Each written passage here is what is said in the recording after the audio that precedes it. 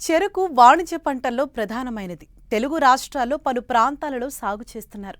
ఏడాది పాటు సాగులో ఉండే ఈ పంటకు పెట్టుబడులు కూడా అధికంగానే అవసరమవుతాయి. అందుకే కొన్ని ప్రాంతాలలో చెరకు నరికిన తర్వాత కొన్ని యాజమాన్య పద్ధతులు పాటించి మరుసటి సంవత్సరం తరువాత కూడా పంటను తీసుకుంటూ ఉంటారు. దీనినే కార్షి పంట అంటారు. తెలంగాణలో దీనిని మోడెం పంట అంటారు. అయితే మొక్క పంటతో పోల్చితే మోడెం పంట విత్తనంతో అధిక దిగుబడులు పొందే అవకాశం ఉంటుందని ఆ వివరాలు తెలియజేస్తున్నారు బసంతపూర్ చెరకు పరిశోధనా స్థానం ప్రధాన శాస్త్రవేత్త విజయ్ కుమార్.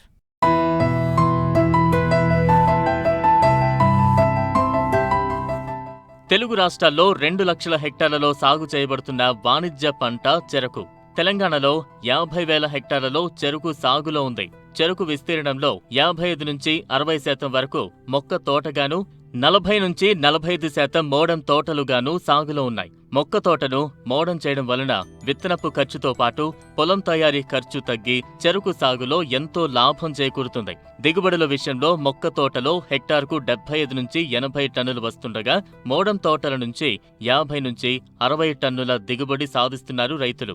సగటు చెరకు దిగుబడులు పెరగకపోవడానికి గల కారణం రకాల ఎంపిక, మోడం తోటల్లో మేలైన యాజమాన్య పద్ధతులను పాటించకపోవడం వలన తోటల దిగుబడి గణనీయంగా తగ్గుతుంది. అందువలన మోడం చెరకు సాగు చేసే రైతులు అనువైన రకాల ఎంపిక నుంచి మొక్క తోటలను సకాలంలో నరకటం వరకు జాగ్రత్త వహించాల్సి ఉంటుందని వివరాలు తెలియజేస్తున్నారు సంగారెడ్డి జిల్లా బసంతపూర్ చెరకు పరిశోధనా స్థానం ప్రధాన శాస్త్రవేత్త డాక్టర్ విజయ్ కుమార్. తెలంగాణ రాష్ట్రం లోపల చెరకు పంట 50,000 హెక్టార్లలో సాగులో ఉంది. రైతాంగం ముఖ్యంగా చూసుకున్నట్టయితే కనుక కేవలం 3 నుంచి 4 రకాలే ఎక్కువగా రైతుల పొలం లోపల విస్తరించి ఉన్నాయి. చెరకు దిగుబడి పెరగాలి అంటే కనుక ముఖ్యంగా 3 ఎక్కువగా ప్రధానంగా పనిచేస్తాయి. ఒకటి రకము, రెండవది యాజమాన్య పద్ధతులు, ఇంకోటి చీడపీడల పరిస్థితి. చాలా మంది రైతులు విత్తనాన్ని ముదిరిన తోటల్లోంచి తీస్తూ ఉంటారు, ఒక్కోసారి మోడెంలోంచి కూడా తీస్తూ ఉంటారు. సో ఇలా తీసుకున్నటువంటి విత్తనము నాణ్యత లేకుండా పోయి దిగుబడులపైన ప్రభావం చూపించేసి చాలా తక్కువ దిగుబడులు కూడా రైతులు నమోదు చేసుకున్నటువంటి సందర్భాలు మనం ఎన్నో చూస్తూ ఉన్నాం. సో ఈ మధ్యకాలం లోపల కూడా కొన్ని మంచి రకాలు కూడా రైతులకు అందుబాటులోకి వచ్చాయి. సామాన్యంగా చెరుకుని 2 సార్లు నాటుతారు. ఒకటేమో ప్రధాన పొలంలోకి నాటడము, మామూలుగా అప్పుడు ఎప్పుడైనా సరే డిసెంబర్ మాసం నుంచి ఫిబ్రవరి మాసం వరకు నాటుతారు. ఇంకొకటి విత్తనపు తోట మే జూన్ మాసం లోపల నాటి దాదాపు 6 నెలలు, అంటే లేవడి తోట అంటాం మనము. ఈ లేవడి తోటలోంచి విత్తనము సేకరించినట్టయితే కనుక మనకు ఆ విత్తనము చీడపీడలకు తట్టుకొని అధిక ఫలసాయాన్ని వచ్చే అవకాశాలు ఎక్కువగా ఉన్నటువంటి పరిస్థితి ఈ లేవడి తోటల్లో ఉంది. చాలా మంది రైతులు ఏం చేస్తారంటే ఈ ముదిరిన తోటల్లోంచి కానీ లేకపోతే మూడల్లోంచి తీసుకున్నప్పుడు వాళ్లకు రకరకాల సమస్యలు వస్తూ ఉంటాయి. అంటే ఆల్రెడీ ముదిరిన తోటల లోపల ముదిరినటువంటి శిలీంధ్రం భూమి గడల్లో ఉన్నటువంటి పరిస్థితిని బట్టి అతనికి ఆ సందర్భం లోపల సమస్య ఎక్కువ ఎదురైంది. అందుకని నాణ్యమైనటువంటి విత్తనం తీసుకున్నట్టయితే కనుక ఎక్కువ పిలకలు, ఎక్కువ గడలు, మంచి ఫలసాయం పొందడానికి కూడా అవకాశాలు ఎక్కువగా ఉంటాయన్నమాట. సామాన్యంగా లేవడి తోటలు అనగానే మే 2వ వారం నుంచి జూన్ 2వ వారం వరకు కూడా మనము లేవడి తోటలు రైతులు వేస్తూ ఉంటారు.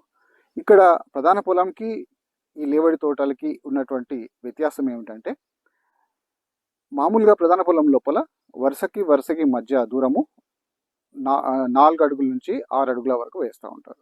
కానీ లేవడి తోటల లోపల కేవలం 2.5 అడుగులు, 3 అడుగుల కంటే ఎక్కువ వేయకూడదు. ఎందుకంటే మన ఇక్కడ ముఖ్యమైనటువంటి వనరులు ఏంటంటే విత్తనాన్ని అభివృద్ధి చేయడం ఇక్కడ ఉన్నటువంటి ముఖ్యమైనటువంటి మన లక్ష్యం పెంపొందించాలి అంటే కనుక మనకు ఎంత కనుపులు పెరుగుతాయో, ఎంత గడలు పెరుగుతాయో అంత కనుపులు మనకు వస్తాయి.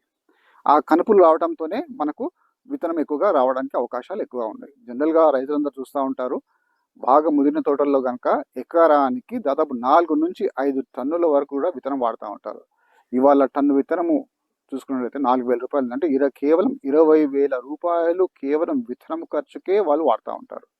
అదే లేవడి తోటల్లో తీసుకున్నట్టయితే కనుక కేవలం 1.5 నుంచి 2 టన్నులే విత్తనం సరిపోతుంది. ముదిరిన తోటలు అయితే కనుక మొలక శాతం చాలా తక్కువ ఉంటుంది, 40 నుంచి 60% వరకే మొలక ఉంటుంది.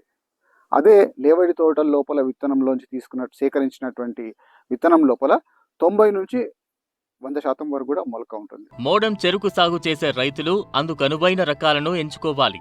అప్పుడే నాణ్యమైన విత్తన దిగుబడిని తీసుకునేందుకు వీలుంటుంది. అసలు మోడెం విత్తన సాగుకు అనువైన రకాలు ఏవి, వాటి గుణగణాలేంటో ఇప్పుడు చూద్దాం. ఈ ప్రాంతంలో ఎక్కువగా కో 86-0-32 దీన్నే నయన అంటాము. ఇది మధ్యకాలిక రకము. దాదాపు దీని లోపల ఉన్నటువంటి ముఖ్యమైనటువంటి గుణం ఏమిటంటే, ఇది ఎంత దూరం మనం చెరుకు పెట్టినా కానీ కూడా ఎక్కువ పిలకలు వచ్చే ఏకైక చెరుకు రకం ఇది ఒకటే. అంటే పిలకల సాంద్రత చాలా ఎక్కువగా ఉంటుంది. ఇవాళ ఉన్నటువంటి సమస్య కూలీల సమస్య. ఈ కూలీల సమస్య అధిగమించడానికి చిన్న చిన్న యంత్ర పరికరాలను వరుసల మధ్యన సులువుగా వెళ్ళే విధంగా 6 అడుగులు 7 అడుగుల లోపల కూడా చెరుకు నాటినట్టయితే కనుక వాళ్ళకు తక్కువ ఖర్చుతో, అంటే కూలీలు అవసరం లేకుండానే యంత్ర పరికరాలతోటి అంతర సేద్యం చేసుకుంటూ సస్యరక్షణ, మరి అదేవిధంగా ఈ మట్టి ఎగద్రోయటము ఇవన్నీ కూడా చేయడానికి వాళ్ళు దూరపు చెరుకు నాటుతూ ఉంటారు. ఇప్పుడు ఉన్నటువంటి పరిస్థితుల లోపల కో 86-0-32 దాదాపు 40% వరకు తెలంగాణ లోపల ఇది ఒక్కటే రకం ఎక్కువ విస్తరించి ఉంది. ఇది మధ్యకాలిక రకము. కొంత వరకు నీటి ఎద్దడిని తట్టుకుంటుంది. ముఖ్యంగా ఈ రకాన్ని తయారు చేసేటప్పుడు 2 రకాలతోటి ఈ రకం తయారైంది. అదే కో 62-198 మరియు కోసి 6 2 రకాలను సంకరపరచగా వచ్చినటువంటి రకం ఇది. ఒక మోస్తరుగా నీటి ఎద్దడిని తట్టుకుంటుంది. ఎక్కువ పిలకలు పెట్టే ఉన్నటువంటి రకము. మంచి దిగుబడి కూడా వచ్చే రకము. ఎదుగుదల చాలా తొందరగా వచ్చే రకము. ఈ రకాన్ని రైతులు వేసుకున్నట్టయితే కనుక మంచి ఫలసాయం పొందడానికి అవకాశాలు ఎక్కువగా ఉన్నాయి. ఇక రెండో రకం ఏంటంటే 93V297 అని చెప్పేసి కామారెడ్డి మరియు ఇతర కొంత ప్రాంతం లోపల ఎక్కువగా విస్తరిస్తుంటారు. ఇది స్వల్పకాలిక రకము. గడ మధ్యస్థంగా ఉంటుంది, మధ్యస్థ నుంచి లావుగా ఉంటుంది, చెరుకు నిటారుగా ఉంటుంది. ఇది చెరుకు తొందరగా పడకుండా ఉండే స్వభావం కూడా ఉన్నటువంటి రకము. కాకపోతే ఇదేంటంటే ఒక మొక్క తోట 2-3 మోడెం తోటల వరకే వస్తుంది. అంటే ఎక్కువ మోడెంలో అయినట్టయితే కనుక అక్కడక్కడ ఖాళీలు ఏర్పడి రైతులకు సమస్య కూడా తయారవుతూ ఉంటుంది. అంటే ఎక్కడైతే ఖాళీలు ఎక్కువగా ఉంటాయో ఈ కలుపు సమస్య, అదేవిధంగా ఇతర చీడపీడల సమస్యలు ఎక్కువగా పెరుగుతూ ఉంటాయి. సో ఇలాంటి సందర్భం లోపల ఖాళీలు కూడా లేకుండా ఉండే విధంగా చూసుకోవాలంటే రకము అనేది కనీసం ఒక మొక్క తోట 2-3 మోడెం తోటలు ఉన్నటువంటి రకాలే చెరుకు రకాలు రైతులకు లాభంగా ఉండే రకాలని కూడా మనం చెప్తా ఉంటాం. అందులో భాగంగా ఈ రకము ఒక మొక్క తోట 3 మోడెం తోటలు వస్తుంది. గడ లావుగా ఉంటుంది, నిటారుగా ఉంటుంది, చెరుకు పడకుండా ఉంటుంది, స్వల్పకాలిక రకము.